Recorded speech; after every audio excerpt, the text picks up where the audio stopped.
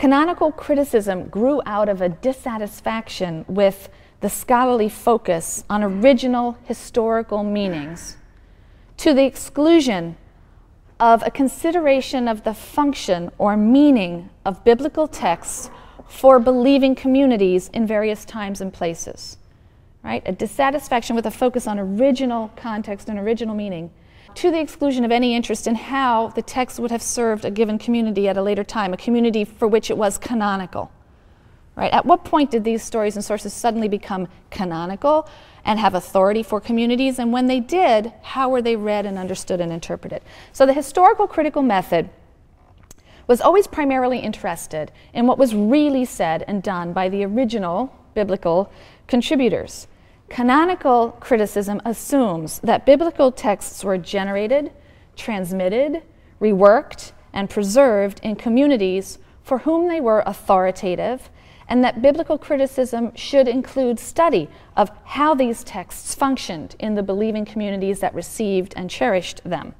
So emphasis is on the final, received form of the text, much less interest in how it got to be what it is, more interested in what it is now, and rather than the stages in its development.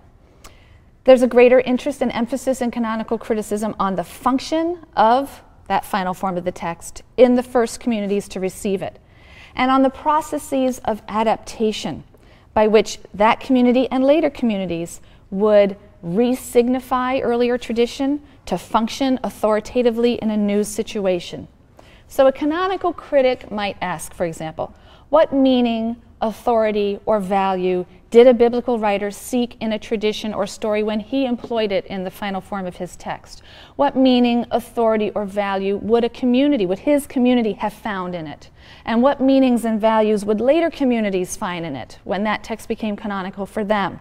How did they re-signify it to be meaningful for them? Why did religious communities accept what they did as canonical rather than setting certain things aside? Why was something chosen as canonical and meaningful for them when it came from an earlier time? So I propose that we adopt this approach for many of the books in this third section of the Bible. We look at the Bible through the eyes of the post-exilic community for whom they were canonical, at least in part. We won't do this for everything, but I'm going to be coming back to this approach many times in the last few lectures. Because in this way it becomes possible for us to understand these books as a response to the national history. Not in their genesis or origin. They weren't written necessarily as responses to the national history. Some of them may even predate the exile, but in the fact that they were adopted or cherished as meaningful by the post-exilic community. So whatever the circumstances of their origin and final redaction might have been, many of the books of the Ketuvim, of the writings, eventually would serve the post-exilic community as a prism through which to view Israel's history.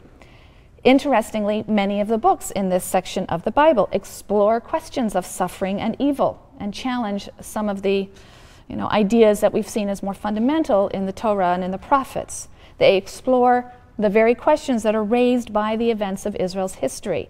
And so they were appropriated by the community in its quest for meaning in the midst of suffering.